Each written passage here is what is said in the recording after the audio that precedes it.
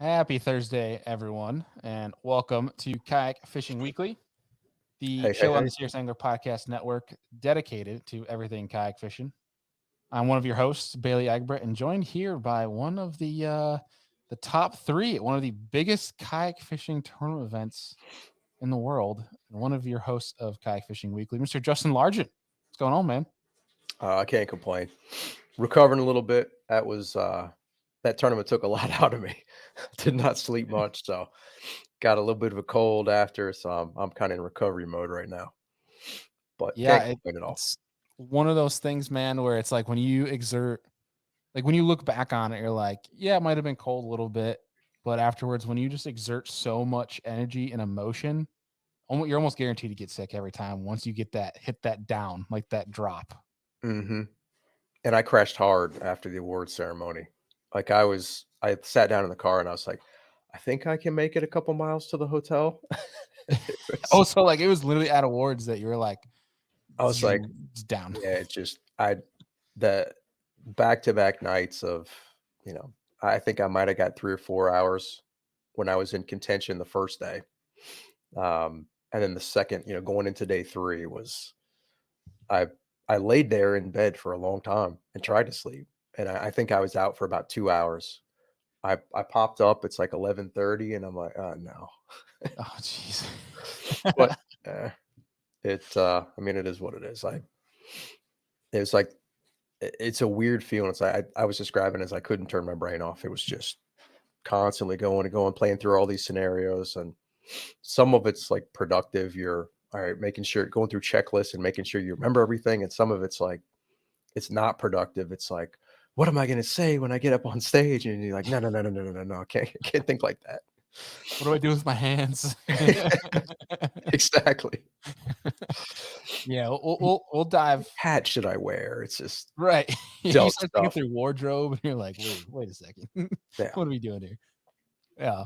We'll dive full bore into that because that is the premise of today's show, guys. Our host and is our guest today because he had a dang good week down at Lake Chickamauga for the Hobie BOS Tournament of Champions.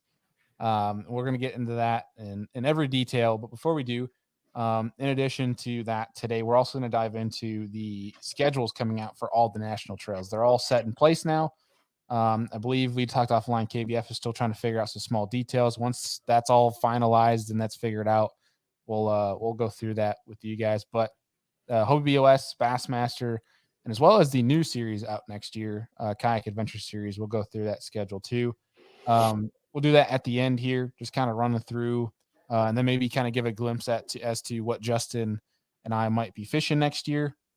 If we get, I mean, it's to me, Justin, it's like the you know how the NFL right, the Super Bowl, the day after the Super Bowl or after the college football championship, they always do the quote unquote way too early rankings for next year. This is like our way too early schedule of when we might fish, Yeah. but give a glimpse of some events that we might want to partake in next year. Oh yeah. I'm excited. There's a lot of good places on the schedules for next year. Should be fun.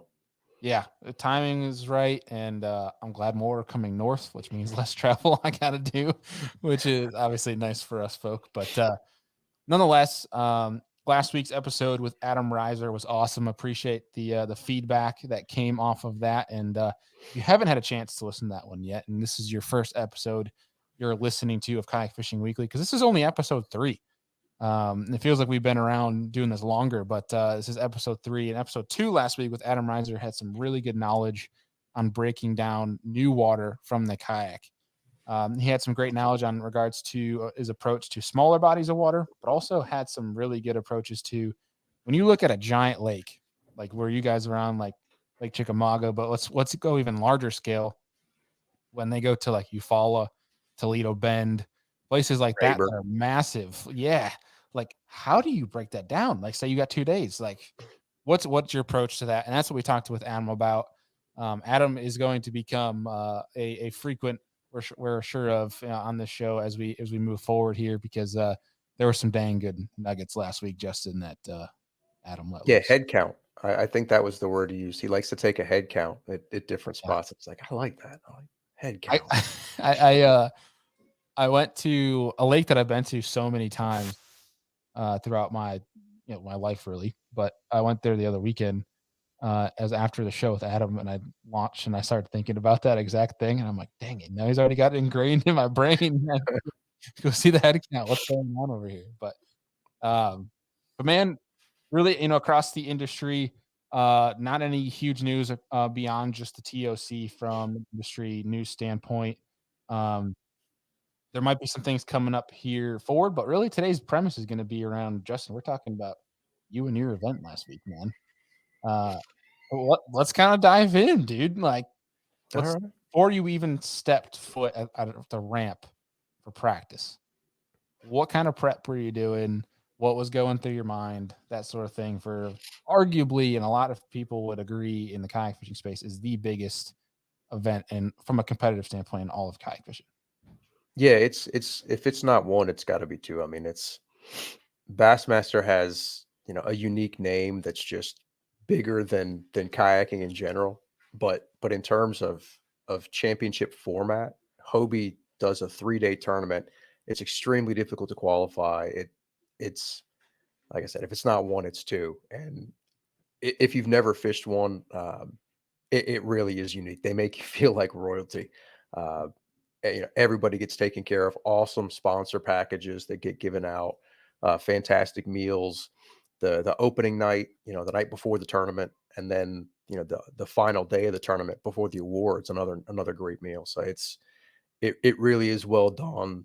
It gives you a great platform to kind of promote yourself and kind of what you do as a tournament angler.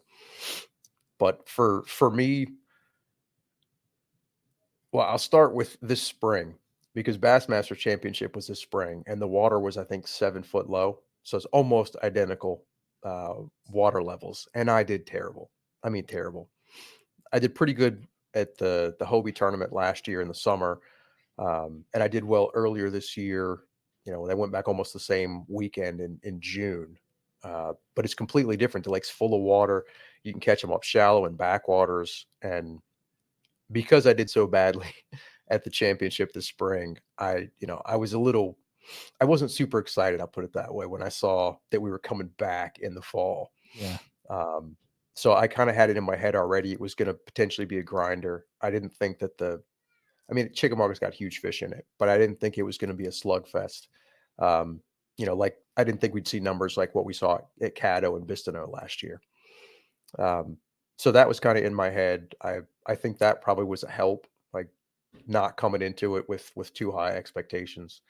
And then I just did kind of the usual map study. I looked at some different places on a map. Um, I pretty much resolved that I was not going to go back anywhere that I'd fished the Bassmaster this spring. It was just it it, it wasn't a great experience. I mean, nothing. It's totally my fault. Nothing to do with Bass. They ran a great tournament, but I absolutely sucked at that one. Wasn't a good fishing So experience. exactly. Um, I'd kind of fished towards the southern end of the lake for that one, and I know there were guys that caught them out of the same ramp that I used on day one, but I didn't. I decided just to go someplace fresh and just let's just see something we haven't seen before. So that was definitely the game plan, and the first day of practice, I checked a ramp I'd never been to, kind of middle-ish of the lake, but getting towards the upper end and just kind of went fishing. So you kind of just was there a lot of study beforehand, or was there kind of like you were just going to get away from what you've done in the past and just go explore and let the lake tell you, you know, ride what the lake's telling you from there? It was a little more of that. I mean, I definitely looked at maps and I tried to go back and find, the old images, looking from bridges to get an idea where the water level would actually be. Um, and I did that a couple weeks prior. So I would check the lake level and then see, okay, well that means, in mid-October or whatever, it's around here. But as we got closer, I realized it was just continuing to fall and it was going to be really low for the tournament. And I think it actually fell all 3 days that we were there. Um, I think they were getting very, very close to winter pool. So it was uh, my mindset was kind of what you said, just we're going to have to adjust. I've done enough of these to know that conditions can change pretty drastically between what you find in practice and, you know, some of the tournaments where I've not done well in practice. My worst practices have ended up being really good finishes. So I wasn't, I wasn't too worked up. I never found anything really special in practice, but I found some really good grass where I started the first day, and it was kind of odd. There was some matted out stuff. You kind of had these bars that run down the middle of the river, just a high spot, and then you'd have grass matted up on top of that, and you had good grass running out for a ways, dropping off on the main channel, and then kind of on the, I guess you call it a secondary channel. But I didn't catch fish out of that stuff. I think I had one fish punching that stuff. I never got a frog bite, and I tried to make that stuff happen. Mm. Um, I spent some time just, I picked the motor up and I just, pedal drive up and I paddled standing up across some of that grass in real shallow water. And I immediately started seeing these big gizzard shad swimming in big groups. Mm. So I really thought there'd be some big fish in there. I think I might have seen one really big bass in that stuff that I spooked from a clump, but I wasn't, I've seen plenty of bait, just not a whole lot of bass activity. And then I started getting kind of away from the good looking stuff, and I got right up on the bank. Um, there was I guess you call it an inside grass line, Yeah. and it didn't look like anything particularly special. But as I'm paddling along, it was pretty calm that day. We had bright sunny skies, and I started seeing fish on the edge.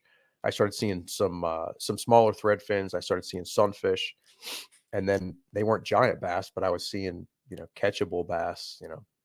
Some of them sub 12 inches, and then a lot of them in that 12 to 15-inch range. And I saw a few that I thought were pushing 3 pounds, and it's hard to tell until you catch one. And I did not bring a spinning rod with me for the practice period. I was trying to cover water, eliminate stuff. I wasn't trying to sit there and waste a bunch of time finesse fishing. So Right. I pitched a jig at a couple of them, and I tried throwing my chatterbait at them, and it was, with the conditions, they were spooking immediately. They weren't even looking at it. Um, so I did some of that, and I went down probably a couple mile stretch of bank, and I would just drop a waypoint every place I would see one, or whenever I saw something that was a little different, uh, a log, something submerged, maybe just under the surface, anything that was a little bit different. And then I got back in some pockets, and that was where I was seeing a lot of thread fins. I mean, where you see those just big, gigantic Oh yeah. balls. And there were some fish working it, but almost everything that I saw was small back there. I ended up one of the later days of practice catching, I think, a 15 or maybe a 16 back in one of those, um, on one of those bait balls. But uh, everything back in there that I was seeing was small, and that may not have been the case all over the lake, but I tried to do something I did at the KBF championship at Gunnersville. I've made the mistake of finding an area, looking at a map and picking a bunch of different places that aren't close together. Oh, I want to try that ramp. And you spend, a day at one ramp, and then you go to the complete other end of the lake and spend a day there. Then you go, the other direction and spend a bunch of time there. And you end up, maybe finding fish, but none of them are close together. And I decided not to do that for this one. I went one ramp down and one ramp up. So I covered, still a decent amount of territory, but I felt like I had that way. If I found stuff, I'd have the ability to actually go to it, make a midday move without having to go and, relaunch somewhere. So that was definitely a factor. And I think that helped me out. I kind of got to know the area a little bit better than maybe I have in some other tournaments. Um, and I ended up with a decent amount of waypoints. I felt like I never really found any one special thing, like one little spot where I could go and, catch a quick limit or anything like that. But I had a lot of places where I'd gotten a bite here, a bite there, just enough to where I knew there were fish in the area. But my expectations weren't real high going in. One of my roommates, I stayed with a couple of great guys, Jordan and Dave, and Jordan Welliver was on some fishing practice, and he was not shy about telling us about, the size of fish and the numbers of fish, and it Throw it was in your starting to face. mess. Oh my gosh, it was starting to mess with my head. I mean, I was happy for him, but I was like, "Man, I'm Yeah. not doing anything like that." And it it I kept, kind of trying to refine what I was doing. I expanded it a little bit. I started finding, sort of what I talked about a little bit at the Tournament Champions, where I was seeing some fish in real shallow water. Even in some places where it wasn't an actual defined grass line, you just have sort of these random clumps of dying grass. They weren't even real high. It was just you'd have these little sort of shelves where it's a relatively gradual drop, maybe 15 or 20 yards from the bank, and it's just a slow slope to about 3 feet, and then it would drop off. And where I found that, there would just be some fish pushed up on it, and I'd be standing up, paddling, looking, and oh, there's a group of a couple of them, and I saw enough of those that what I was thinking would happen is, day one of the tournament was supposed to be sunny, and it's like, all right, I had a couple spinning rods rigged with some finessey stuff. I was going to go hit them with a little 4 inch, missile, a couple different missile baits, and that was kind of what I thought was gonna happen, and it ended up, we got enough wind, enough cloud cover throughout the tournament that I didn't have to mess with that stuff too much. They bit my So moving sad. baits. Oh yeah. Yeah. When I saw that, part of me was like, "Oh, no," 'cause they were so finicky in practice. I thought it was gonna take, sneaking up on them, making real long casts with, 6 and 8 pound line to try to finesse them. And um, by the time I got to the primary area on day 1, that grass bed, kinda right next to the ramp, it was chocolate milk in there. And I was the wind was you had some rollers. It wasn't as bad as kinda out where once you get on the main river, but there was a lot of water moving through there, and it was more conducive to what I was wanting to throw anyway.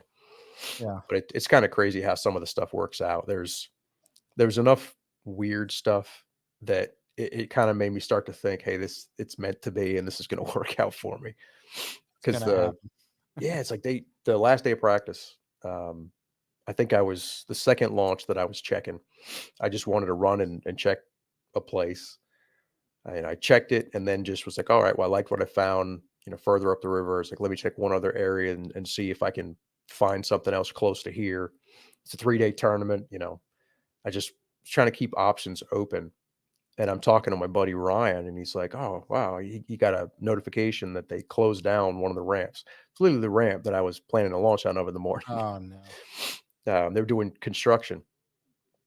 So it was, you know, eh, part of me was I basically had to come up with a game plan, and that's not really the news that you wanna get before the tournament. There was No. another ramp across the river, but the water was so low that the end of the ramp was kinda you had the ramp concrete stop before you got to the water, and, Oh, I jeez. don't have a wet trailer, so I was at slide it off the basically the wooden trailer that I have, put Yeah.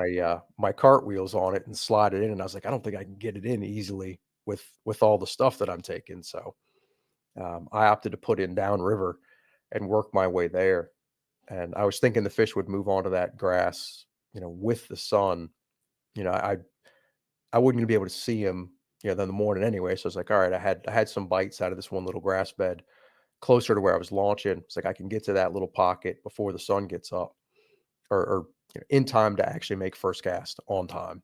Yeah. So that's what I did, and literally my first bite's a 21 and a half, out of Yeah. an area that if the ramp had not been closed, I wouldn't have been down there.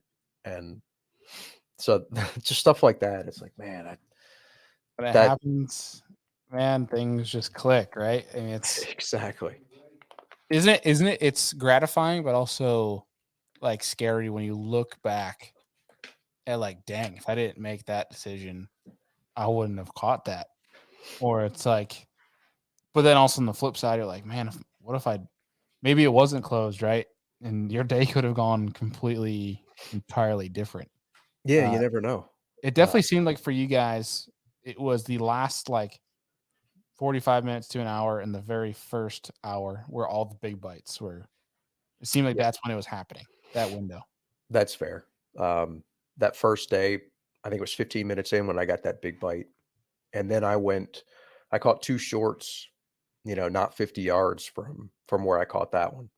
I called them shorts. They're, squeakers, barely keeper. And then I went about 3 hours with nothing. I'd found some more fish, kind of like I was saying, that similar shallow grass that didn't really look like anything fancy, but it was kind of shallow enough the boats weren't up in it. Um, I went I went to some of that stuff and drifted. The wind was starting to pick up at that point, and I drifted through a long stretch of that, and didn't get a bite. Messing around with my finesse worms, and at that point, I think it was pushing 11 o'clock probably, and I went ahead and moved towards the grass. Like, let me go hit the stretch. Um, I think I caught one keeper on that main river, the prettier looking grass, and then pretty soon after I got to that stretch where I'd seen fish. Um, like I said, chocolate milk, surfaces has got a lot of movement, and I finished out the limit with that same little chatterbait, and picked up the hybrid hunter and had two big upgrades. And like you were saying, late in the day, I mean, I think it was last hour and a half, maybe 2 hours. I had two 17s that were both 4-ish to 5-inch culls. So, I mean, you're talking Where about would you? Sorry to cut you off. Where would you pick up the hybrid hunter instead of your chatterbait? there's no like hard and fast rule that I use. It's kind of the grass has to be real hard. I don't like to do it on that dying grass, the stuff that's breaking apart and clingy. It just wants to stick to the hooks and the bait doesn't deflect off of it. Right. But it was just kind of a feel thing. I went down the stretch, and it, like, there's not really anything particularly special. It was just I was like, all right, I caught a few on that. A lot of times I'll just go back through the same area I've just fished and just give them a little bit different look. Yeah. And it, I don't really know why. It just sometimes kind of doing the same thing, a little bit different presentation mattered. And the way the wind was blowing, I was able to actually anchor and make. I was positioning the boat shallow, I'd say up pretty close to the inside edge of grass and lobbing out towards the deeper water. And I was able to sling that hybrid hunter a lot further into the wind that way. And then just very, very, it was a very slow retrieve. The bait doesn't dive real steep, takes a while for it to get down. And the grass that I was fishing, some of it was 3 or 4 foot deep, I think, where you'd feel it just tick off the grass and one would grab it. It wasn't it wasn't catching a lot of fish for me. It was just kind of I don't know. I guess it's Opportunistic. instinct. Yeah, something I've done on the Potomac or some other places where, all right, well, let's make a pass through it and give them a different look. And those two calls, if I don't have those two calls, I mean, I'm way down in the middle of the pack that first day with just kind of an average limit. So Yeah. um, I've definitely tried to remember that because it made my feelings got hurt a little bit the last day without. Yeah. I can imagine, dude. I That had last day, I had people texting me. They're like, Justin's sandbagging, right? Like he's just messing with people. He's being I dramatic right now. I'm I like, man, wish like, that I had been. I mean, I don't know how many casts I made that day. I made little adjustments. I tried switching colors on baits, switching sizes. I mean, everything what, that I could think to try. what was the It, biggest change on that last day? You think? I think it wasn't so much the cold. I don't think the cold really mattered. And the overcast. I mean, I felt like that was stuff that would help the bite, if anything. Right. I think what happened is the water had dropped a little bit further, Mm, and the current wasn't not as much current was being drawn, and gotcha. I hadn't spent enough time in that section up the river because that's what I did the second day is I hit a different ramp, and Yeah. my plan was to go in, and there was one little backwater I was going to hit. I thought there was a very specific cast I could make, maybe catch a couple fish, Right. and then run and kind of go back down close to where I'd been the first day and run that sort of main river, basically just hitting the grass on the banks again. And it just happened to work out the second day that there were a lot more fish in there than I anticipated. And I think they started pulling the water pretty heavy, and they just started chewing. I had a good limit I was way ahead of where I thought I was going to be at that point. I think I had 80 inches before I got out of the backwater. And, I felt like 80 inches a day was going to have you sitting pretty good for the tournament. So, um, instead of running back down river, I decided let me stick around here. Yeah. And I can't say that was just I can't take credit for that decision entirely. There were two very very good anglers who were both, I think, inside the top 10 who launched at that same rate. They were the only two other guys there, and we chatted a little bit in the morning, and then, the gears start turning. Hey, maybe I ought to spend a little time on the main river. Um, and I don't know that I would have done that had those guys not been there. But when I hit the main river, it actually got better. I mean, I wasn't fishing as hard. I was starting to change gears a little bit. Let's see, what we can find. Maybe there's something we can build on for day 3. But I mean, I got out of the mouth of the little backwater I was in and stuck an 18, and I'm thinking, okay, that got rid of a little fish. That was a huge call. Yeah. I went another couple hundred yards and stuck a 17 and change, and now I'm thinking, man, this is way better than anything I was anticipating, and I just kind of kept running it, and picked up another. I think I picked up one other 18 and a 19 and a half, and it was Because you just at were that point. what, 5 inches off of first? Um, you mean day 2 going into day 3, or when we No, sorry, started? sorry. At the end of the tournament, like final results, how far behind of Brady were you? I think it was 5 inches. It was right around 5. Yeah. Gosh. All right. Sorry. Yeah. Keep going because this will come full circle. Oh yeah. Yeah. I know how big of a fish I needed. I I know how know. many bites I needed, and it wasn't much. I had a little fish in the bag the first day, a 13 and a half or 13 and 3/4 that I wasn't real. I mean, I was thrilled to have 84 the first day, but I was just like, oh, that one, even a 15 incher would have been a significant help to me that day. Yeah. But I mean, Hey, the second day guys. went so well that I don't know.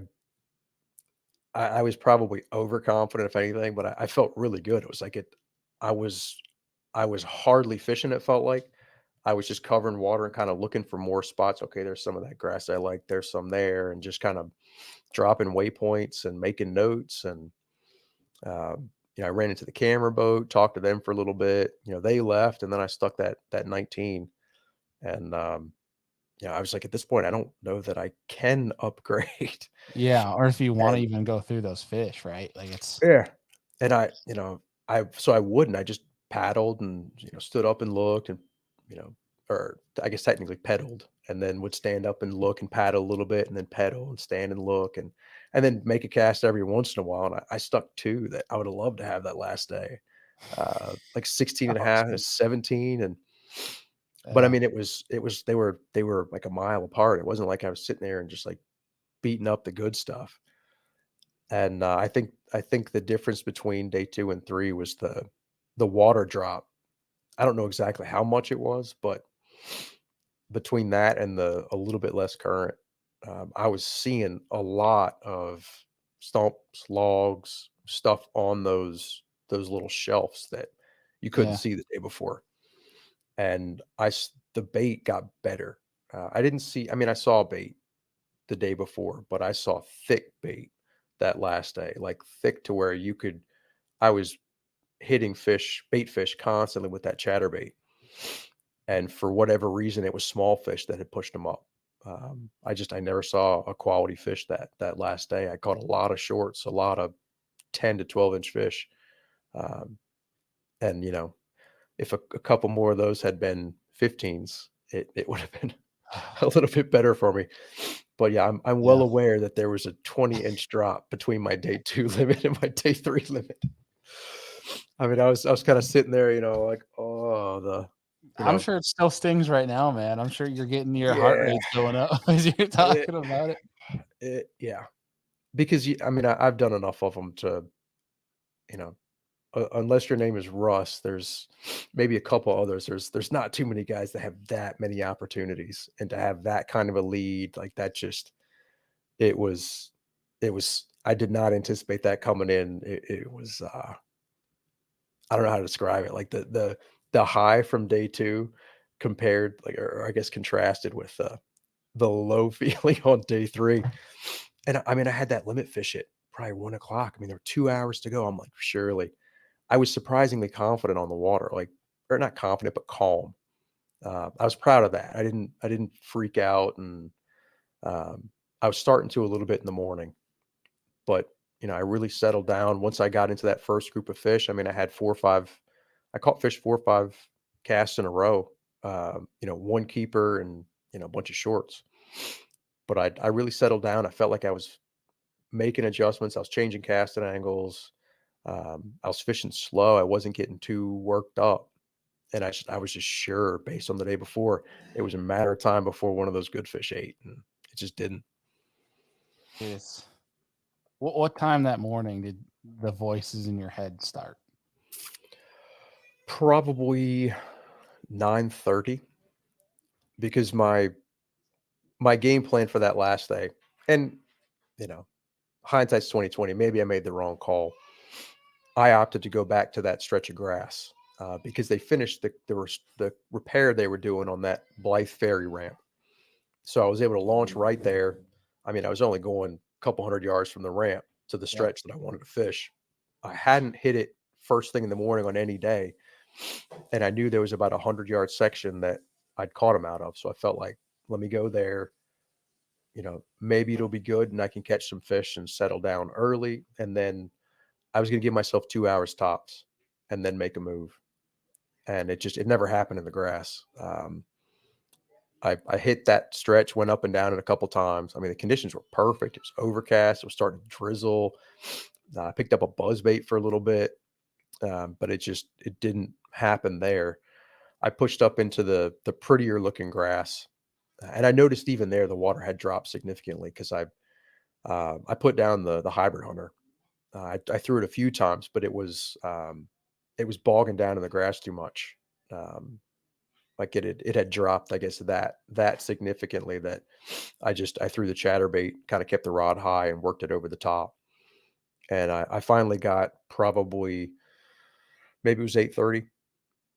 Let's see, we launched at 6. We cast it at 6:45, so it was probably, yeah, 8:20, 8:30 when I caught that first fish, and it was a 16, which I wouldn't have cared about really uh, on day two. It wouldn't have helped me, but catching that, I'm thinking, okay, 4 more of these, and it's going to be really hard for anybody to catch me. So I stayed probably longer than I should have. I picked up another 12 close after that. So I did not leave at 8:45 when I planned to. It was 9:45.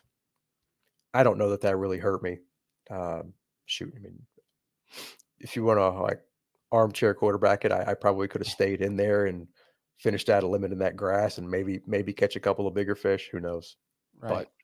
But I thought I was making the right call at 9:45. It's like, okay, we got to pull the plug here. It was too good on that river. I got 5 hours. It's plenty of time, and I really that drive. I was calming down. I didn't. I had text from family, my brother, "Don't let the pressure get to you. Just go fishing. You love this." And I'm like, "You know what? I do. We're just going fishing." So I was I felt like I was in a zone when I got to the secondary spot, and uh, it didn't. I fished just down a stretch that I hadn't hit the day before. Went back in my little backwater.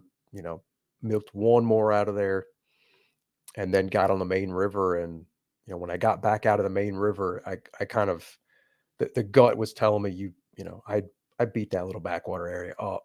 I really wasn't expecting to catch much out of it. It was probably a bonus to catch the one that I did have. Um, but when I got out, that was when I really was like, all right, it's getting ready to go down. We're on the main river. We're gonna run our stretches, and the waypoints that I dropped, there were fish there. It's just they were not the quality that I was hoping for. Yeah, dude, it's everyone that has tournament fished has been on that end of the stick to some capacity. Maybe not in the biggest tournament in all of kayak bass fishing, but um, regardless, that we talked about afterwards, like everything happens for a reason. All it is going to be fuel to the fire and learning lessons for the next time you're in that position. Because like you talked about, like 20-inch difference between day 2, day 3. You have your high and you have your low, and that's fishing in a nutshell. Fishing, tournament fishing, regardless of what you call it. You could never fish tournaments, but you're going to have a good days, you're going to have bad days. Mhm. And lessons can be learned from both of them. And so with that, like looking back on it from an adjustment standpoint, what if you could redo that last day? I know you mentioned some different alternatives you could have made, but like if you had to change, you were given the opportunity to change your decision you would have made on day 3. What would you have done looking back, hindsight? When would you have made the adjustment and what would you have done? Well, it's kind of weird because without the hindsight, I feel like I do it exactly the same. Hey, there you I go. feel good about it, but with the like knowing that it obviously didn't work, there was some other water that um, was a little further north. Same ramp, but there was a stretch that I caught a couple real late in the day. I think I caught one 5 minutes before lines out, pretty close to the ramp, and I never ventured up that way. And it was just a matter of I I drifted so far, downriver with the current that there wasn't enough time to turn around and pedal that many miles back up. Um, I was hitting some of the spots a little bit later in the day. So where I hit this one area at say 1 o'clock, I had 2 hours to, slowly and steadily make my way back up against the current. And I was there, an hour later. So I'm hitting it and I'm thinking, all right, I got a couple of grass stretches where I just went through and had fish that I caught, a couple keepers and a number of shorts. Yeah. And at that point, I was so far downriver that, and I pedaled hard. I went as hard as I could to get back up river. It's just you're going a little slower, fighting that current. So I realistically I couldn't have gotten to those fish. Now, had I changed and maybe drifted through that stretch first, like changed the rotation, gone straight to that stretch where I caught the one late day 2, hit that, and then made the drift. I mean, maybe that would have worked. I don't know. Um, it that's something I definitely could have changed. That's if I'd have had time, I would have liked to hit that one little stretch, but Yeah. it was I don't know. It's hard for me to look at something I did and be like, here's where you blew it. It's like I still feel like I blew it, but I can't like pinpoint a thing that like this was the bad thing that you should not have done. I feel like I fished pretty clean. I had one come off that I don't know, maybe it was 13. The only fish I lost the whole week though. So it's like it's like, I really can't be Yeah, mad at that's that. And yeah, I you wasn't even can't ask. mad at the time. I was like, I just got into them. It's like, and I think I caught one the very next cast. So it's like, it's hard to, it's hard for me to really find something that I messed up. So that's Can't been ask a for little much bit more. comforting. Yeah. Yeah, that's been comforting. Obviously the check was nice, having the trophy's nice. And kind of like some of the stuff that we already, rehashed, like going back and thinking about the day one, that 21.5 was a gift.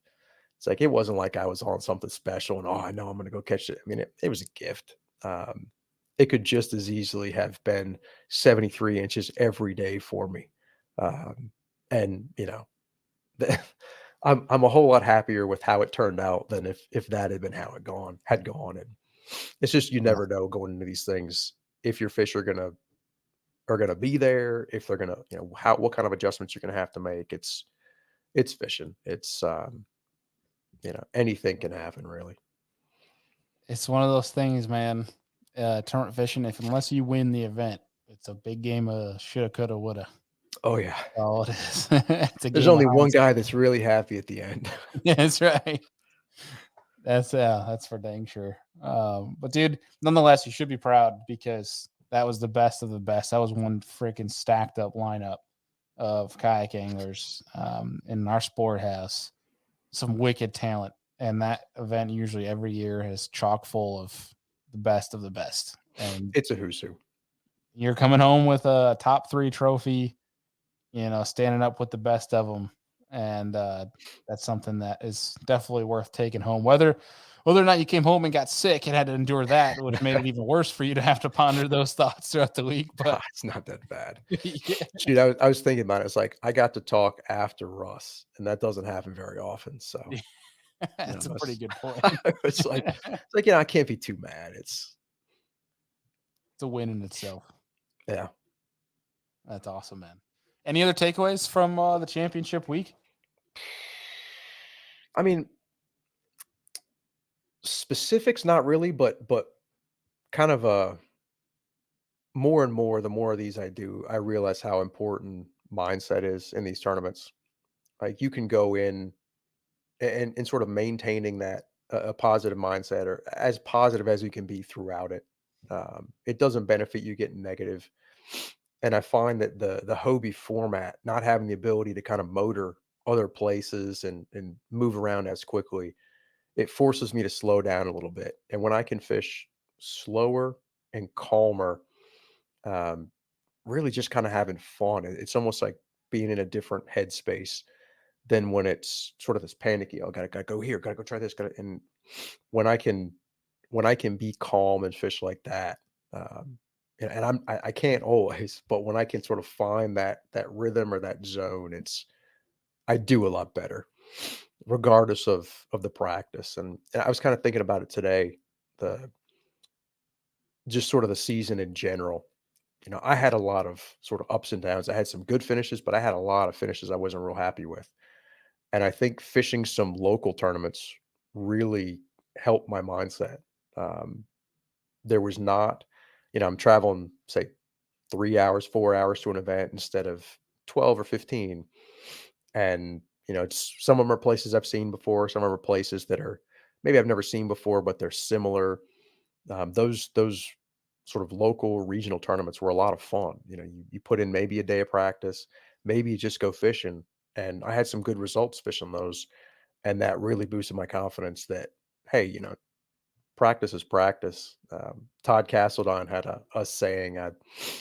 I don't remember which video I first saw it in, but he basically, he had a short practice for one of his, boat tournaments, and somebody mentioned it to him, and he said, "Man, I've been practicing for 20 plus years," and that was kind of like a aha moment. Like, you know what? Yeah, I've been doing this a long time, and it's the adjustments and the kind of I don't know if intuition's the right word, but it's the just going fishing that makes a difference. The I feel like that trumps, going out there and you can have as many days of practice if as you want, but that doesn't mean the fish are going to do anything they did in practice. It's like the adjustments I think are a big part of it and why some people are more successful than other people. Um, Yeah. so yeah, mindset and then just fishing kind of calm, having fun and not, you know, getting too worked up about, whatever's happening, good or bad. Yeah. It makes me think about like how Major League Fishing did those cup events where the anglers had no idea where they were going, what lake they were fishing, no practice. That would be fun in the kayak, man. Oh my No practice gosh. whatsoever. Go to a new lake and just go. I totally agree. Like you show up at a location and then the tournament director, you've got everybody there, you're in a Walmart parking lot with, 100 other kayakers and they go, "All right, here's the body of water." And everybody goes. I think that would be so much fun. Um, yeah, or somebody drives your rig to to the lake. Nobody knows. KBF kind of did that with the 10 this year. I think there was one guy that had fished the venue before. Everybody else, the morning of the tournament was the first time we laid eyes on it, and it really made it fun. You don't have the voices in your head saying, "Oh, well, that guy fishes here all the time, and that guy, has been here for a week, Yeah. and he's mapped the entire lake." It was really cool, just kind of sort of fishing instinctively with a bunch of other people and just seeing how it shakes out. Yeah, dude. That would be really fun. I think a lot of people would actually be for that because it's just a purely instinctual thing. That would actually be kind of fun. I feel like there's a trail that does something similar from a championship standpoint, but even like locally, like it'd be cool to have, hey, we're gonna have 6 events this year. You know, we'll give you where the championship and the first event are, but you know, like the ones in the middle, we're not telling you till Thursday night Oh, or that'd be Friday perfect. morning or something like that. Oh, for even Friday night, you have no time to do any research. You don't know if it's Like 6 hours away or 30 minutes. ID code drops, and they could tell you maybe the zip code or something. But, pick an area with a couple lakes close by, sends you an ID code, and then just go fish. You got enough time to get up and drive there in the morning. I like that. That could be really, really fun. That would be fun as heck, dude. I feel like you'd see pure instincts come out to play. And obviously there's some luck there involved, right? Where people can just land on them or, or instinct doesn't go the way you want it to. But nonetheless, I think that would be just so much fun as maybe that's something that somebody can pick up here from listening to this episode is, Yeah, maybe start that. Drew, Drew. Yeah. Hey, Drew, Kayak don't adventure announce your series. schedule next year. Just tell us the night before. Hey, we're going to Georgia next. Don't worry, let me hop on this flight to Georgia tonight. Yeah, that would be that's a pretty cool concept. But man, nonetheless, to recap that event, awesome job. I'm really pumped for you. You had the gang behind you the whole week leading up to it, and pumped for you. Oh, I felt it too. Thank you again to everybody that sent messages. I got so many of them. It was really awesome. So, Yeah, so dude. again, thanks everybody. We were talking, Andy Deacon and I, what we might do if you pulled it out. We saw you had 3 fish at least on Friday or on the last day. We're like if he wins, we got to throw a party or something. We were like, well, there was one point we were talking ideas like, hey, stop. Please, the tournament's not over yet. We're like, we can't get ahead of You ourselves here. jinxed me. Yeah, we'll take the blame for it. It's our fault. Nah. The man Hey, reached out. there's always next year. We'll have other opportunities, hopefully. That's right. Heck yeah. Well, speaking of next year, shall we move on to run through these schedules and give Yeah. our kayak fishing kings and queens of the week to wrap up the show for today? Let's do it. All right. All right, let's start with Bass. Because Bass announced theirs first, I believe. Hobie obviously announcing last week. I believe they announced as you guys were what was it, that Wednesday? Was Wednesday day one? Yeah, because They announced it would have Tuesday. been Tuesday night because they did that during, we'd had the dinner and then AJ started making the announcements. Yeah, Yeah. right Yeah, after. because we had recorded that show with Adam ahead of time because you both were fishing TOC, and honestly, I feel really bad for Adam too. Good pal of ours, and he was sick. He went to the ramp. He Was showed up to he? the ramp super late on day 2. He texted me. I'd given him updates that morning. Hey, you show it live. Like if you send him some media stuff in case he wanted it for sponsors or whatever going through next year. And I got a text from him like 2 hours later after I sent him that stuff. He goes, "I'm not even to the lake yet. I got the flu." Like he wasn't able to get up and out of bed, which I feel for him because that was an event I'm sure he would have wanted back on Chickamauga. But Yeah, nonetheless, we recorded that show earlier, so we didn't get a chance to even talk about the schedule with Adam or anything like that. And I totally realized, looking back on that show that we did with Adam, that I mixed up the days of the event. So I'm like, yeah, when this episode drops, you guys will be getting ready for day 1, thinking it was a Friday to Sunday. And I'm like, you dummy, it's day 2 when the things drops. I didn't catch it. I didn't It's all catch right. it. It was a turd moment, but nonetheless, the first one for Bassmaster in 2024 is something I think out of every national event I might be looking forward most to, because I heard February on Lake Murray in Columbia, South Carolina is really freaking good. Yeah, I think so. I've only been down there once. Is that right? I was down there this year. I don't remember the exact dates, but KBF was down there around that time. And if I remember right, Casey Reed won the first day, and I forget the second, but some very impressive totals. A lot of guys with 90 plus. A very very good fishery as Bassmaster later showcased. Yeah.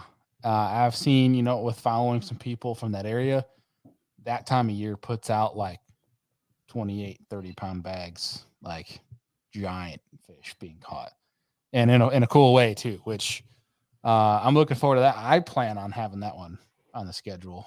The next one I'd love to have on the schedule. Unfortunately, it conflicts with a bunch of stuff. But April 20th to 21st at Possum Kingdom in Grafford, Texas. That is the one that I am most looking forward to. Dude, that I lake is didn't make it down awesome. there this year. I didn't qualify for the championship. I think what was it, 2021? They had the championship there, the one that Mark Mhm. Pendergraph won. Yeah, that's Um, if you look in the corner here, that right there is from the very first championship. That's from Possum Kingdom. Very nice. Yeah, I got to Yeah, watch Brad Case put on a show in front of me. awesome. I didn't I hadn't fished in 2020 competitively, so I wasn't eligible to fish that one. I saw the insane totals that got put up for that one. And then it, Yeah. was it Hobie, or I can't remember if it's Hobie or Bass that was there this year, It was but Bass. it was Bass. Yep. It was very impressive totals, I thought, for that time of year. But this one's a little earlier, I think. I think it's like a whole Yeah. month early. I think they And were June this year. was it? Yeah. Okay. This could be bonkers. I like the sight fish. And I've yet to catch a 10-pounder, but I can't think of a better way to catch a 10-pounder than off a bed. So Yeah. Just jack it in the face. yeah. Dude, and that place put out like multiple 13s in the spring. Like this is past spring. That is a place. It's got really good water clarity. Like a great place to go glide bait. I know a guy that down there that's really good. That from that event, first event in 2021. That's like the guy down there is Matthew Scotch. Oh yeah. Um, and I've seen some content from like Christine and Guillermo fishing Possum Kingdom. It's a really fun lake, man. It was pretty wild. Quick tangent here, but that 2021 championship, um, it was shaping out to be really good. Water was like 10-foot visibility down on the lower end of the river. It's actually a river system because the Brazos is above it. And ended up finding it. It was like it's set up like a river ledge system, like almost like the TVA would be. I found these river ledge schools, and that's what I was on. Like, I kid you not, dude. When I found them, I'd have 2 casts in the school, and both were 6-pounders, and I'd leave. It was like dumb, dude. I was so excited for the tournament. I thought I had it in the bag, and then we get this torrential downpour, and the Brazos makes the whole lake like this, just orange. Like it was like 1 or 2 inches of visibility, I and remember seeing Greg's video and it looked like, I mean, it was straight mud, orange, yeah, red, just it was crazy, man. And it was it was nuts to me. I learned so much about bass at that point because I was sitting there and I was flipping cattails because I thought they move shallow and get close quarters because I went and graphed those schools were gone. And Brad Case was maybe 20, 30 yards off of me because there was a timber line and I was flipping reeds and I was catching some fish. I caught some decent ones, but he was throwing a silent square bill and catching the ever living crap out of big ones. Like he had like 104, 106 inches of one of the days. Like at that point, I'm just like, okay, my mind's blown. I would have never thought to throw a silent square bill at trees silent in the mud. in the mud. It's like, okay. Were they like, it was like standing timber and he was, Yeah, huh? that's He was exactly my reaction when I saw just hitting the it. top part of it. That's Yeah, it interesting. was pretty impressive, man. But yeah, nonetheless, sorry for the tangent on here. But yeah, PK, man, if you can do that one, I'm gonna be severely jealous. But May 18th and 19th, Lake Gunnersville in Scottsboro, Alabama. I mean, Gunnersville's legendary. I've gotten a chance to fish it a few times over the last couple of years, and I feel like maybe I'm starting to understand it. The first trip, I think it was the first trip I was there.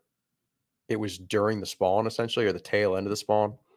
So I was kind of in backwaters looking at them, and I feel like since then, the couple times I've been back, I've gotten to understand how it really fishes. Like get out kind of on the main river, and I like that place. A lot of grass. I don't know. I get along well with grass. Justin needs grass. Yeah. That's what we're learning here tonight. Yup. July 27, 28, Susquehanna River out of Lewisburg, PA. Plan on being at that one. You do. Yes. Awesome. Yeah, it'd be hard for me to miss that one. It's relatively close to home. Probably the shortest drive, actually. The place was not kind to me when Bass was just there a month ago, but I'm definitely looking for some revenge on those fish.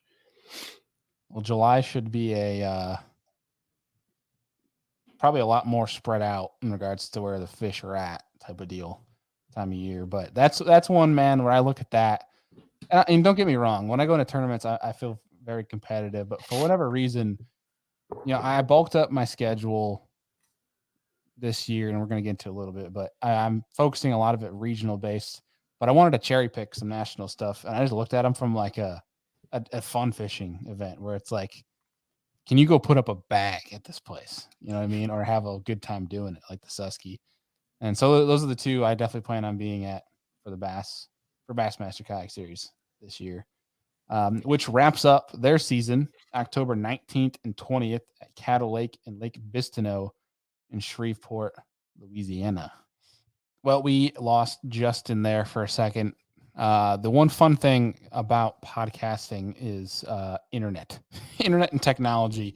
It seems like everything works flawlessly until you hit that record button, and then it likes to just magically poof and everything goes awry. But nonetheless, Justin's working to get that back up. Hopefully, he can join us here for the end of the show. But to wrap up what we were talking about, Bassmaster Kayak Series, October 19th and 20th at Cattle Lake and Lake Bistineau in Shreveport, Louisiana. And Lake Bistineau is quite a fishery. I got a chance to fish it once. Super cool. Would love to go back to it. Cattle Lake, I'm on bad terms with Cattle Lake with my Hobie TOC finish last year. Was not good. Complete polar opposite of what Justin had.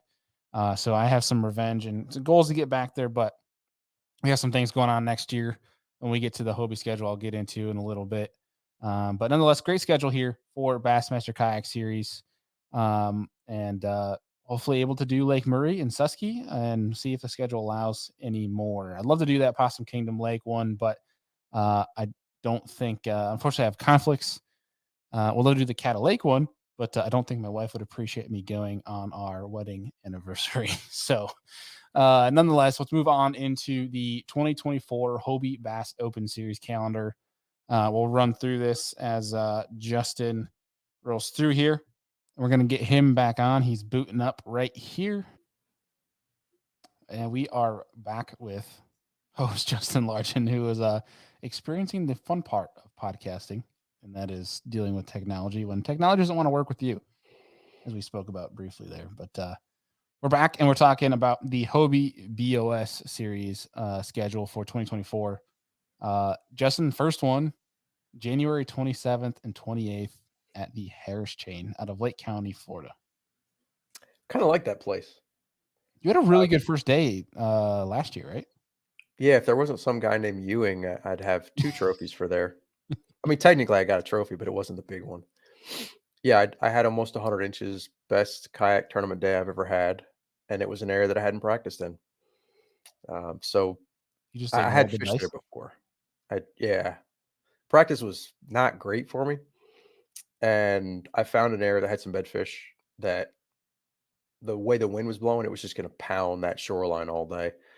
So I decided it's going to shift for day 2. Maybe I'll hit them up day 2, and I just decided to go fishing day 1. And I went to an area where I caught them well enough to win a Bassmaster tournament, and they were there.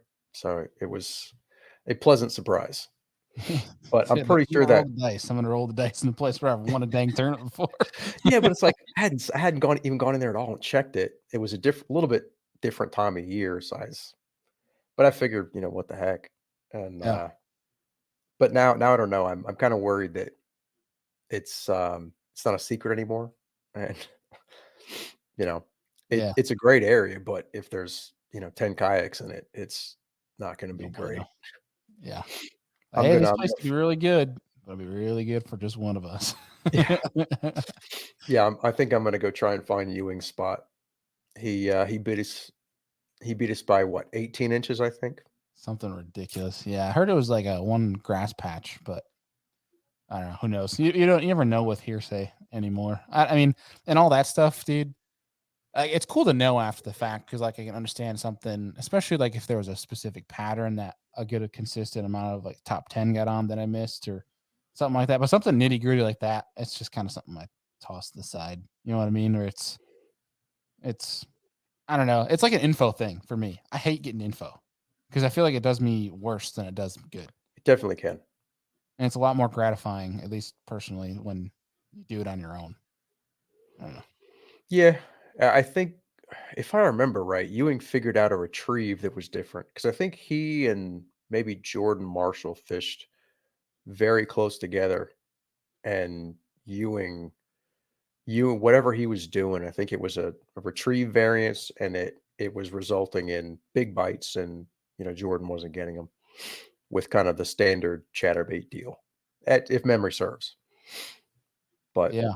Yeah, something, but I mean that wicked Jordan was angle. one of the guys that ended up in my sort of general area, um, after he left Ewing, so, yeah, it's not I'm done exactly dealing with that guy. one of We the can deal people with that you wanna justice. have in your area. Yeah. Say, "Go away." Yeah. But, Yeah, I'd say when you're competing for fish, that's not somebody that'd be like, "Ah, damn it." "Well, he's not gonna Gotta catch compete with any, that it'll guy. be fine." Yeah, yeah. Yeah. All right, moving on to round 2 here. Lake Sam Rayburn out of Jasper, Texas, February 10th to 11th. How you No feel idea about how to that one? fish, but I imagine February in Texas is pretty good. I kinda think so, and AJ seemed really excited when he announced that one. He said he's been trying really hard to get a pre-spawn tournament on that lake. It's massive. There should be more than enough water for, even a maximum field to spread out. So that's one of the Mhm. ones that's a bucket list place. I've never been, so I would love to make it to that one. Yeah, I would love to make either the first 2, especially, the Harris chain being an hour and a half or so from my parents' place. Mm. But literally was it February 2nd? I leave for my honeymoon and we get back February 9th. So there's no way I'm doing either of those events with the way Ugh, that schedule works out. that Um, sucks. hey, you know what they say now? Happy wife, happy life. So Yeah, I don't there's think things she'd more appreciate important. me coming home late for the flight now. Yeah, there's things more important than fishing. Yeah, yeah, no kidding. You want to live to see out the season. Yes, right. If you guys want to see me anymore, I won't see you the first couple of rounds. But the third event on the schedule, March 9th and 10th, is Logan Martin Lake in Lincoln, Alabama. I know nothing about Logan Martin. Do you? I know it's Coosa River and spotted bass. Um, Not very big limits really? from what I've gathered. Okay. Like it I might don't be a know. I've, day I've never where fished it. I high think 80s could do well. could be. There were. I'm almost positive there was a Bassmaster event there years ago. One of the first, if I remember right. I didn't fish it, but I've heard about it. I think it's the same Logan Martin, Hmm. but it's another one of those places that you hear about the pro bass boat guys going to that I'm curious. I did a little bit of looking at it just on Google Maps, and it looks interesting. I've never fished the Coosa River before, but um, again, I've heard good things. It'll be intriguing. That's for dang sure. The next event on the schedule is the first one I plan on attending, at least at this rate, is Lake Norman in Mooresville, North Carolina, April 6th to 7th. That one I've heard is apparently supposed to be pretty good too in April. I don't know. Oddly enough, I grew up about 30 minutes from there. We moved from North Carolina to Virginia when I was 10, so I never fished it, but I drove past it an awful lot. It's a ton of boat docks. I believe it's got spotted bass, quite a few spotted bass. And I know I mean, I can remember reading Bassmaster 15 plus years ago. They were talking about how that was kind of at least at the time, it was a dink fest lake. You catch a ton of fish, but it was Mhm. hard to get those quality bites. If I remember right, that's Brian Thrift. That's kind of his stomping ground. Yeah, one red crest there. Yeah, he has a way of finding the 5-pound largemouth in a lake full of spots. Yeah. But Definitely seems that way. I wanna fish that one because I think it's about 3 hours from where I live now, but I don't know if I'm gonna make it. I don't know. The KBF's got their national championship, at least if I'm looking at the right thing, set for that day, and, Oh, really? yeah, that's a tough and it's on Guntersville, and I just had a good tournament on Guntersville, so I'm like, "Oh, go catch spotted bass, go catch, grass fish." Yeah, yeah, something a little bit more fun than catching spots where it's man, that does seem like fun to me too, but, I I'm think I'll torn, try to though. shoot for that lake. Norman. If everyone's gonna be at the national championship, that might be my odds because I don't know if I'll be able to even hit 3 events this year. I mean, Mm. actually, I'll say 3, um, hopefully 3, to try to make TOC, but One of them's nonetheless in your backyard. yeah, I will be at that one. That's for dang sure. But yeah, moving on to the 5th one, Wright Patman Lake, May 4th and 5th in Texarkana, Texas. Taking a lake off of the NPFL schedule. Mm.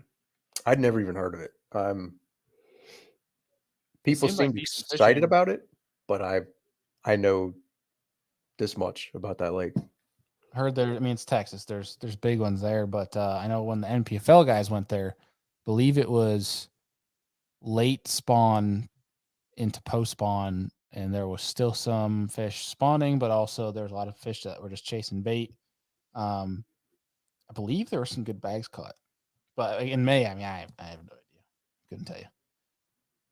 But the next one I could tell you a bunch about, and that is the 6th event of the year on Cayuga Lake out of Seneca, New York, June 1st and 2nd. And for folks that are thinking about fishing this event, the nice part is there's going to be no bass boat tournaments because, well, there might be a paper tournament that day, but our season doesn't start until June 14th. I believe it's June or the second Saturday in June.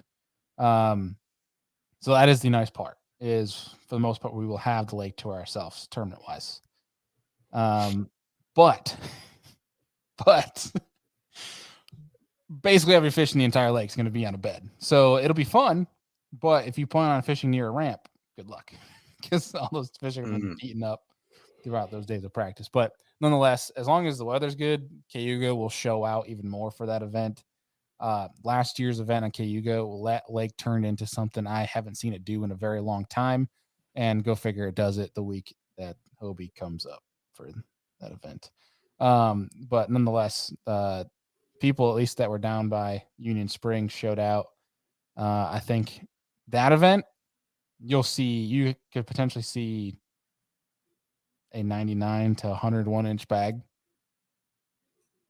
I I think you believe could it. definitely see it. So especially because that time frame, it's like every fish is on bed. I mean, I wouldn't be surprised if you saw if someone wanted if didn't hold off, you could see 102, 103.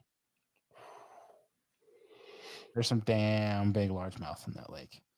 Um, but nonetheless, staying north for the 7th event. I don't know. I'm curious if you've ever fished this, Justin, but Saginaw River and Saginaw Bay out of Bay City, Michigan, August 10th to 11th.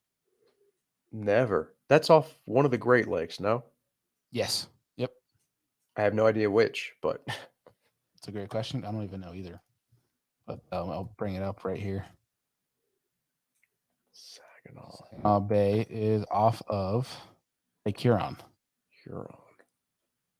Okay. And if you've watched the Major League Fishing guys fish there, they have quite a time because there were a lot of largemouth and they are plentiful, but it is hard to catch big ones.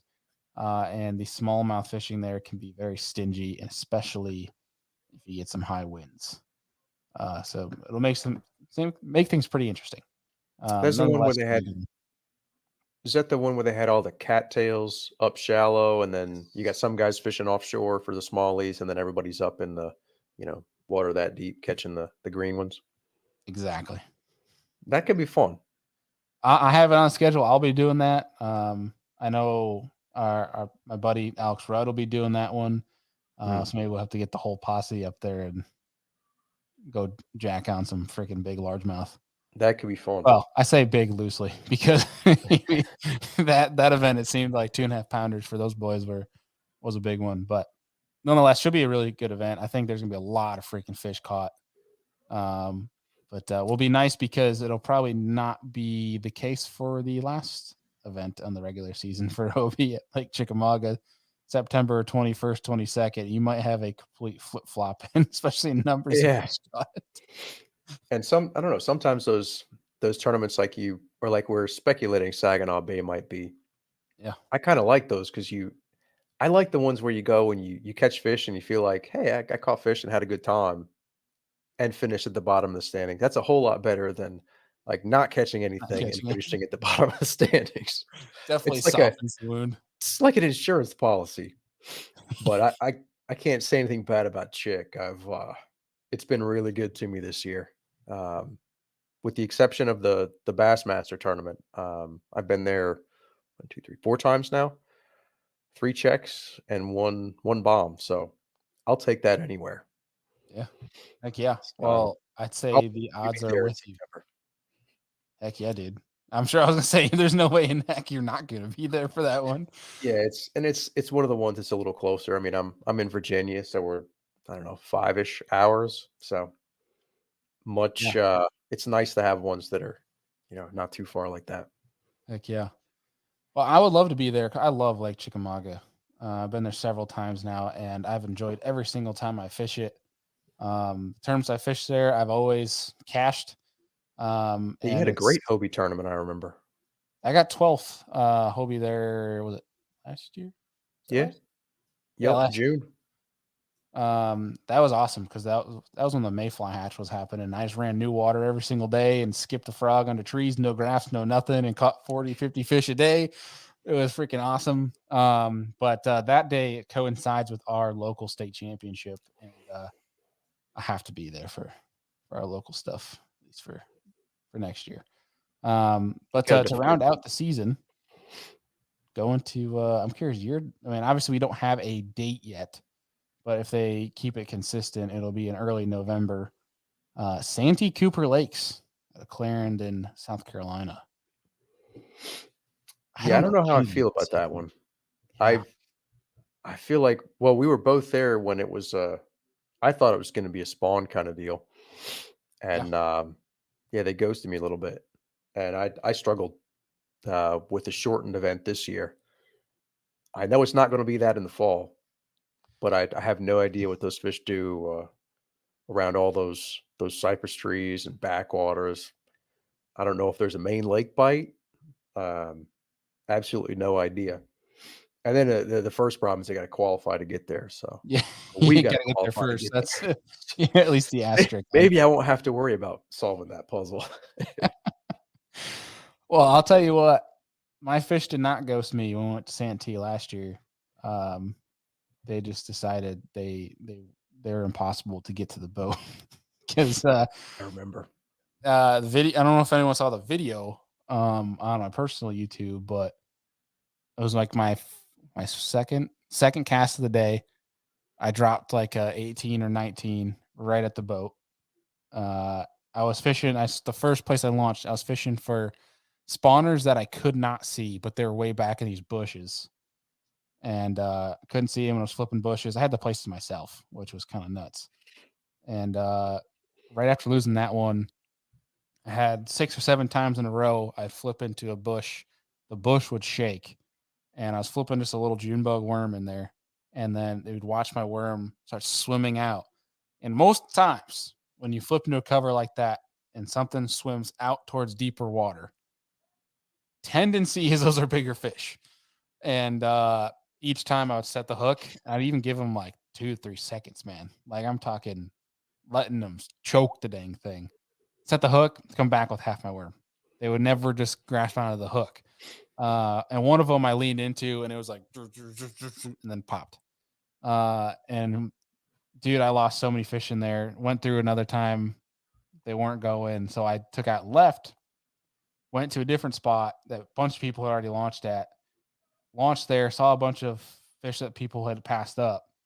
That was right around the ramp because we launched in the dark that day. Mm.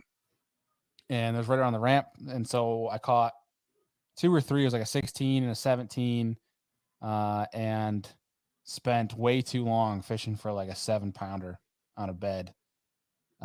Wouldn't get it to fire. I picked up the claw of one of my baits and swam away with it for a little bit. Never ate it. But then I was fishing for a 4 pounder, brand new line, just retied and everything. Flipped in it, broke off. And as I'm dealing with that, I'm sitting down retying. I see one of the biggest fish I've ever visually seen in my entire life while fishing, swimming along the bank. Thought it was a carp. Did a double take. Saw it was a largemouth. Picked up the wacky rig behind me. Pitched it in front of it. And it came up to it. Swam away. I just made it. I just twitched my line once. Turns around a dime. Grabs half the wacky rig. I see my hook still sitting out in front of its mouth. So I free spool so that I can take more of it. Never does. Turns it with the wacky rig, swims towards my kayak, drops it, swims under my kayak, and skirts off. You want to talk about emotionally demoralizing of a day? It makes me feel sick hearing the story like that. That is just, Hey, dude, it was one of those where it's like, man, I left with 30 minutes left. I've never done that ever in a tournament before. There's 30 minutes left on the clock, and I left and I drove straight home. I don't Didn't turn blame you. music on or anything. I just sat in silence of like, what just happened? Shoot, because you're New York too. I mean, Yeah. I'm Virginia, so I feel like anytime I go into that, further southeast, you start getting into some different caliber fish. But I mean, it's like a whole different level for you. It's like they don't get that big No, back at home. no. And then it was, man, dude. And it was one thing where it was like, and I know we're hopping into a tangent here, but it was one of those things where I was driving home where I was so mad at the mechanics that day and how that happened. Like I don't know if there's small things I could have done to make those fish bite. It was really that 4 pounder I broke off that really made me the most mad. But the things that happen like that, missing fish, things like that. There's certain things I'm sure I could have changed. I could have thrown a smaller bait into those fish in the bushes that morning. It's a smaller profile to make it easier to get the hook or something like that. But I at least was happy knowing that I went to this brand new body of water I've never been to before, and I found fish that would have been top 10 fish. Easily. I hate saying it like that though, because I hate that shoulda, coulda, woulda thing where there could be 30 other people that could say the same thing. But the fish class that I was on, like, would have done fairly well. It would have been great TOC points nonetheless. Um, but it was like a one thing I was like, I'm glad I found him. I'm so mad how the day went. But nonetheless, that's what we hear. That's why we do this stuff, right? It's for Oh that for yeah. that learning lesson, the highs and the lows, as you experienced last week. I look forward to you getting your revenge on those fish. I hope It so. We can make it back there. But nonetheless, man, great schedule there. Any takeaways from Hobie BOS before we move on to the Kayak Adventure Series? Nah, it's another good schedule. They always deliver. They really do. A lot of options too. So moving on, we'll breeze through the Kayak Adventure Series, a new trail for this year. Drew Gregory putting a different spin on the kayak tournament scene. Honestly, seems like a heck of a lot of fun. Hitting some really new areas in regards to rivers and bodies of water that we haven't seen before, at least on the national scale. And the first one is out of, I pronounce it, Thomaston, Georgia, but it's Shoaly Palooza. It'll be, I mean, that's one I think Justin, you and I talked about offline that if we're gonna hit any of them, we might want to hit that one just because of shoal bass. I've never caught one. And I'm kind of intrigued. I've seen some pictures of some really big ones. So yeah, I'd like to remedy that. That would be freaking cool. Probably try to get that one on the schedule. June 7th and 8th at it's called the Wild Whitehall in Whitehall, Michigan. The schedule here doesn't actually have the physical rivers and stuff in play, but at least locations and dates will get you guys up to speed. July 12th, 13th, Ozarkana in Poplar Bluff, Missouri. August 9th and 10th is one that we're actually familiar with. It's the Fiesta on the Susky out of Towanda, Pennsylvania. Actually, I, th- August I 9th and 10th, is that? I think that's like headwaters of the Susky, like a completely different section than anything that that these trails have gone to before. And I think that's part of Drew's, like, what he's trying to do is go to new places and make it an adventure for everybody, where we're Yeah. not just kind of seeing the same places over and over. So it's a cool concept. Yeah, and I think you and I we were talking offline that we're like, this it seems like a heck of a lot of fun. Like almost to the point like we want to go do these tournaments and not really care how we end up. Like literally, Yeah. quite honestly, to the name, like just go have an adventure, skinny water. You know, I'll bring an inflatable kayak. Like we'll worry more about just having fun and filming than anything else. But cool atmosphere that Drew is building over there. I hope it does well. Um, September 6th and 7th, the Wisconsin Riverfest out of Sauk Prairie, Wisconsin. Um, that was one that people had most attention on from a size class. Apparently, big smallmouth in that specific section that they're fishing. I'll Um, take their word for it. yeah, yeah, I've seen none of those fisheries, and I haven't even been like close to them as far as I know. But everybody seemed really excited about a bunch of those. And I think Mhm. that, like, I think you're right. That's the one that some big smallmouth, I think. Yeah. That was the word. Like very big northern smallmouth, 5-6 pound class river smallmouth, which I will not say no to. Uh, and lastly, October 4th and 5th is Drew's championship style event where he is calling Broodstock. And I believe that location is in Kentucky. I don't know specifically. It says TBD on this schedule that we're looking at here, but I believe he announced that was going to be in Kentucky somewhere. I cannot recall specifically where that was at, but nonetheless, great schedule. Hopefully, we can do a couple of those, but a lot of options on the national scene this year for people trying to get into some kayak fishing events. Um, I would love to look into honestly like some saltwater redfish ones and see if what those are going on. That'd be I actually could fun. see it being fun. I could also see me being terrible at it. Yeah, it's kind of your style though, dude. Like, especially like down you think about that Louisiana like bayou style, like you're out there in the backwoods swamps and in the cattails and things like that down there. Have you seen those videos of guys that are out in like inches deep in the kayak and Yeah, they're sight fishing reds? it That looks it like a lot of does look interesting. The fly fishing aspect of it adds another challenge too. The guys that do it that way, fun. I can see it being fun. I don't know. I like the largemouth too much. Yeah, It's I'm with you, man. It's hard for me to get into any other species, yeah. but You want me to run through? I don't know 100% if the KBF schedule is locked, but you want me to run through what I found at least on it's fishing chaos, and I'm not, as up to speed with that one as some of the others. As far as I know, the dates are not on the website, but they are on Fishing Chaos for anybody that wants to fish the yeah, KBF series. They let's do are, it. and I partly want to highlight it because I think there's um, a question that maybe we get answered early. They are hitting Lake Murray February Hmm, 24th and 25th, literally one weekend before. It looks like no, I've got it backwards. Bass goes the 24th and 25th. KBF goes the following week. So I'm assuming that anybody that wants to do both will be able to, but we'll have to get clarification on that. But we already talked about Mary, awesome venue that time of year. So anybody that goes down there and smashes them with bass, it looks like you could stick around, do it again the following weekend. They're having their champion. Nope, we missed the Bassmaster Championship, I think. For oh, I don't right. know. I've seen some of the qualification list, but I don't know. I'm going to assume it's 100 plus guys again. It was a very stacked field this year, and that's March 20th and 21st. My bad. I had it circled and I completely missed it. But that's going to be on Lake 10 Killer. I've Mhm. never been.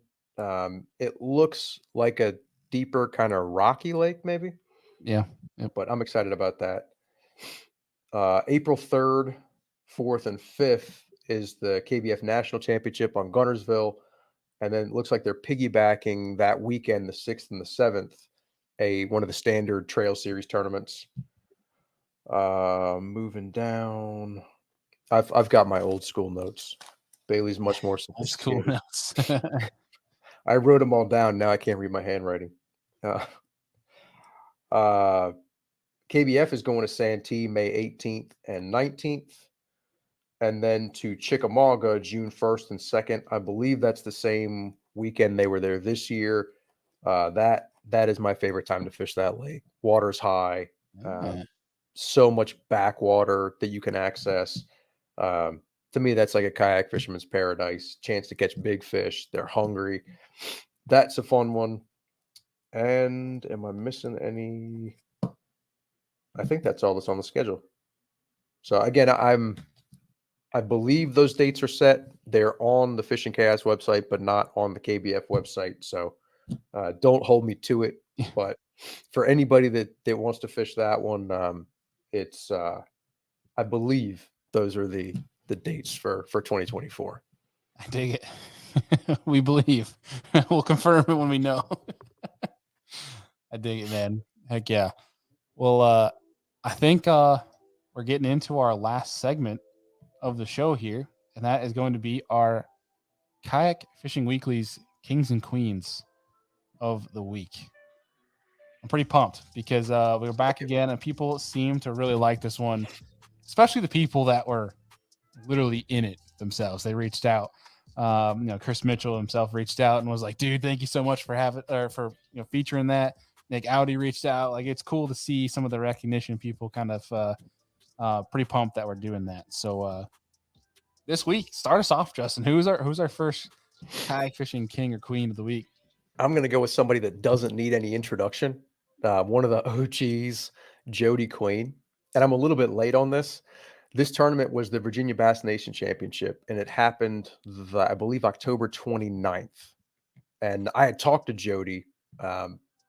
If he had fished all of the bass schedule, no doubt he would have qualified for the championship.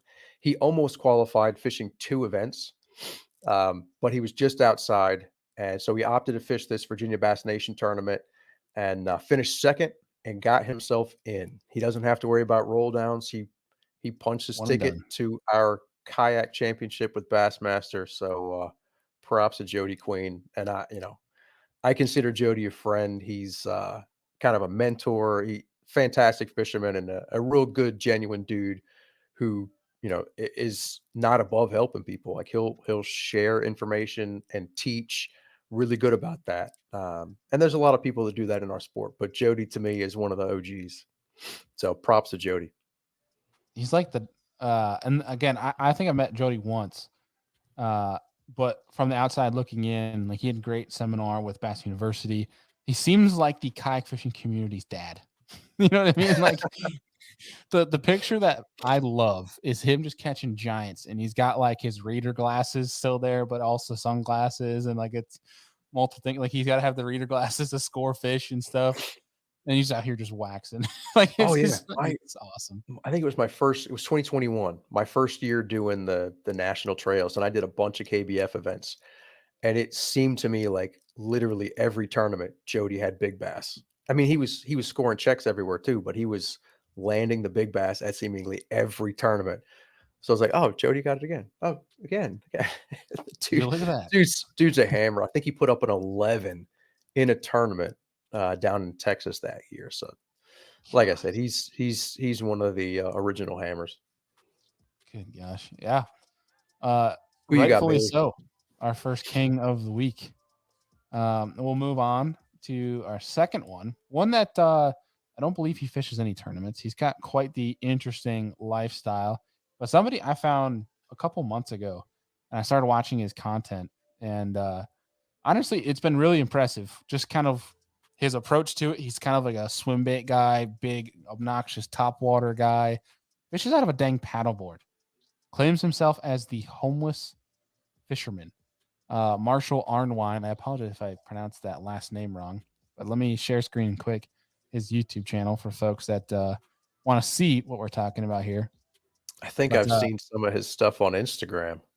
yeah, he's got quite a big Instagram, smaller YouTube channel, but nonetheless, like, the dude fishes in Texas, catches giants. Dude, he fishes with a dang lizard on the front of his paddleboard, like has a home for it and everything. A super unique dude. I just thought, like, this guy's out here doing his own thing. Doesn't want to fish any other way besides big baits. And it's impressive what he does and some of the content he films. He's putting out really good stuff that deserves a lot more recognition and space. And so I got to give it to him. It'll be the second one we have for this week. But Awesome. round us out. Who's coming up in last and is well deserving from this, from the also emotional trauma that you experienced last week. Yeah. I had to give this one to Jordan Marshall. And for anybody that wasn't following super closely at the TOC, Jordan was runner up. He beat me by, I think it was roughly an inch. Um, but he had anybody who was following from the beginning, he did not have the day one that I was kind of expecting. I know he says he doesn't like the lake, but every time I've fished him against him there, he's done really well. Day one, he had 74 and 3/4 inches, and that left him in 32nd place. So to go from there after day one and put up big limits on day 2 and 3, move all the way up to second place and nearly steal the TOC crown. That's a heck of a performance. I'm sure he's bummed about it, much like I was. I know we both feel like we had a chance to win that one and let it slip away, but I had to give props to Jordan for that come from behind and making it happen. He moved in the right direction, opposite from me. Yeah, and it's an impeccable stat too. 3 second place OBTOC finishes now. It's got to be driving him absolutely mad at this point, which I think people at the awards themselves and people watching online could evidently see on his face too, that it's like, this is really happening again. I But feel like that's scary for the rest of us, though, for him to be more motivated. He he either motivated or he might throw it all away. Say, I don't screw no, this I don't crap. think so. I think he's gonna come out hungry next year. And I mean, he could, and some could argue from a finish standpoint, uh, he's the Aaron Martins of kayak fishing now, because however many times Aaron Martins would finish second. yeah, but he's won an awful lot too. I mean, That's very he's true. got an awful lot of wins and all over the place. That dude travels. Heck of a Doesn't miles. fisherman. Heck of a fisherman. He if I remember right, he fished one KBF event and managed to win his way into the 10. So and then he beat me there too. So he's got to give props to Jordan Marshall. Heck yeah. Well, there's our kayak fishing kings and queens of the week. And we'll wrap the show up there as we do every week, giving some people we call the unsung heroes a little bit more recognition that we think some people out there right now that are grinding in the space that deserve the recognition that don't get it on a weekly basis. That's what that is there for. That's what we have that segment there to do. But nonetheless, one thing I think we wanted to do before we signed off here, I meant to do it in the beginning when we started talking about TOC, was huge congratulations to Brady Stores for winning the 2023 Hobie BOS Tournament Champions, and congrats to Ewing Minor for winning Angler of the Year. I don't think with maybe 2-3 events left that anybody thought they had a chance to catch him. I think I didn't Jackson think was maybe anybody. the only one that could catch him Yeah, yeah. statistically. Like, it was he went out because he won 2 events and like top 3 in another. It damn impressive. Both those guys had amazing seasons, but kind of like Jordan, I fished against Ewing a few times now on Chickamauga, and I just know he always catches them there. So Mhm. when I saw what the schedule was looking like and the lead that he had, I was like, I don't really think anybody. They're great fishermen, but I'm not going to bet against that kid. Yeah, He I'm makes with me you. feel old, and he kicks my butt. I'm with you, man. But anything else for the folks on this week's edition of Kayak Fishing Weekly? Nah, I'm just that I'm pumped about these schedules. I'm ready for 2024. Heck yeah. Very ready. That hunger's there, man. I can Yeah. Well, you rest up, get over that cold. And man, I'm looking forward to next week. We have Christine Fisher joining us on next week's episode of Kayak Fishing Weekly. Looking forward to that one. But Justin, thank you for being host and guest for this week's episode. Seriously, congrats again. on your finish last week. And man, looking forward to next week. Thanks, Bailey. Me too. All right, folks. Appreciate y'all as always for listening. Please leave us a rating and review if you're on MP3. If you're watching on YouTube, please like and subscribe to the Serious Angler Network YouTube channel. And we'll see y'all next week.